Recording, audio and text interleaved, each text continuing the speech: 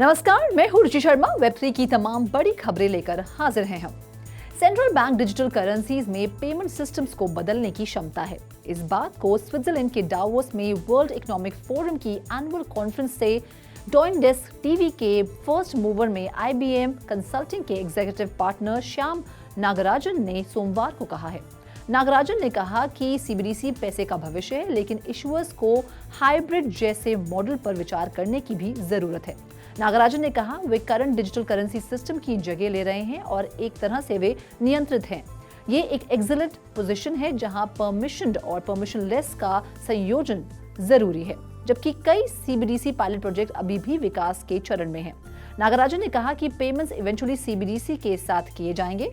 इस बीच stable coins, जो कि गोल्ड या US डॉलर जैसी रियल वर्ल्ड एसेट से जुड़ी क्रिप्टो करेंसी का एक रूप है, मार्केट्स में CBDCs अवेलेबल होने तक स्टॉप गैप्स के रूप में काम कर रहे हैं। बढ़ते हैं अगली खबर की ओर। साउथ अफ्रीकन रिजर्व बैंक अपनी डिजिटल करेंसी लॉन्च करने के लिए उत्सुक है, लेकिन ये लोगों को ग्रोसरी स्टोर्स में चलने और जल्द ही पे करने की अनुमति देने के लिए लॉस पर साइन नहीं करेगा।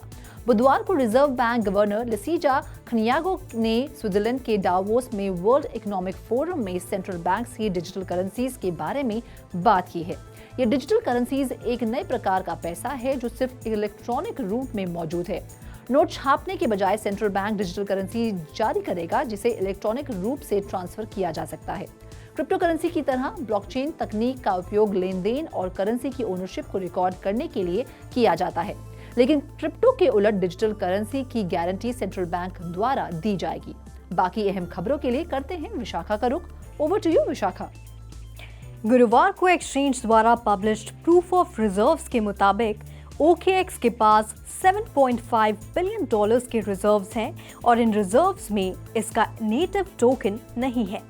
ये OKX द्वारा पब्लिश्ड तीसरा प्रूफ ऑफ रिजर्व्स है, लेकिन एसेट्स का एग्जैक्ट ब्रेकडाउन दिखाने वाला पहला प्रूफ ऑफ रिजर्व्स है। रिपोर्ट से पता चलता है कि बिटकॉइन के लिए 105%, ईथर के लिए 105% और USDT के लिए 101% के रिजर्व रेशियो के साथ एक्सचेंज को ओवर कोलैटरलाइज्ड किया गया है।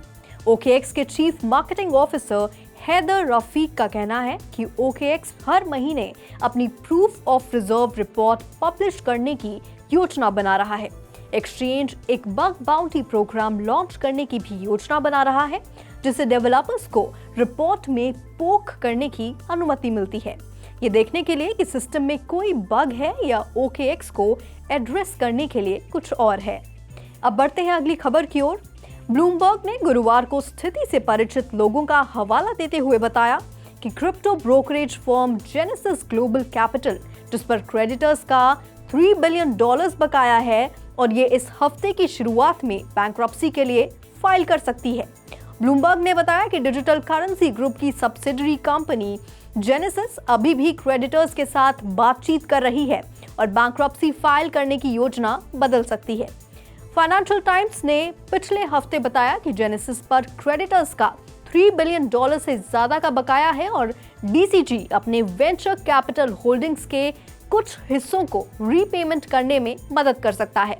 FTX के कोलैप्स से पहले जेनेसिस को bankrupt crypto hedge fund 3 arrows capital से भी एक्सपोज करवाया गया था, जहां मूल कंपनी DCG ने लायबिलिटीज का हिस्सा होने का दावा किया था। इसके अलावा DCG owned crypto media outlet CoinDesk ने ब्लूमबर्ग के साथ पुष्टि की कि वे फाइनेंशियल एडवाइजर के रूप में न्यूयॉर्क बेस्ड लज़ार्ड के साथ पार्शियल या फुल सेल के ऑप्शंस तलाश रहा है। जेनेसिस ग्लोबल कैपिटल ने टिप्पणी के लिए फोरकास्ट के ईमेल रिक्वेस्ट का तुरंत जवाब नहीं दिया। Over to you Sandeep. बुधवार 18 जनवरी को US डिपार्टमेंट ऑफ जस्टिस ने Hong Kong based crypto currency Bitzlato के खिलाफ अपनी इन्फोर्समेंट एक्शन की घोषणा की है। इस घोषणा से यह भी पता चला कि 17 जनवरी को FBI ने बिट्स लैटो के संस्थापक और मेजॉरिटी ओनर लगाडी मोव, जो एक रूसी नागरिक है, उसको गिरफ्तार किया गया है। बिट्स लैटो और इसके फाउंडर, उस पर मुख्य रूप से मनी लॉन्ड्रिंग का आरोप लगाया गया है। उन पर डार्कनेट साइबर क्राइम नेटवर्क की मदद करने और सक्षम करने का भी आरोप लगाया गया है, जिसमें बिट्स लैटो हाइड्रा एक्सिस के हिस्से के रूप में ड्रग ट्रैफिकिंग, हैकिंग और एक्सटॉर्शन भी शामिल है। अब बढ़ते अगली खबर की ओर। ऑस्ट्रेलिया के 4 सबसे बड़े बैंकों में से एक नेशनल ऑस्ट्रेलिया बैंक, उन्होंने AUDN नाम का एक स्टेबल कॉइन बनाया है, जिसका उद्देश्य ऑस्ट्रेलियन फाइनेंशियल रिव्यू यानी AFR रिपोर्ट के मुताबिक 2023 के मिड में लॉन्च करना है। एनएबी ने कहा कि AUDN का उद्देश्य अपने कस्टमर्स को रियल टाइम में ऑस्ट्रेलियन डॉलर्स का इस्तेमाल करके ब्लॉकचेन तकनीक पर ट्रांजैक्शंस को सेटल करने की अनुमति देना होगा। एनएबी के chief innovation officer Howard Silby ने AFR को बताया, AUDN का इस्तेमाल carbon credit trading, overseas money transfers और रीपर्चेस किए हुए एग्रीमेंट्स के साथ कई दूसरे उद्देश्यों के लिए भी किया जा सकता है।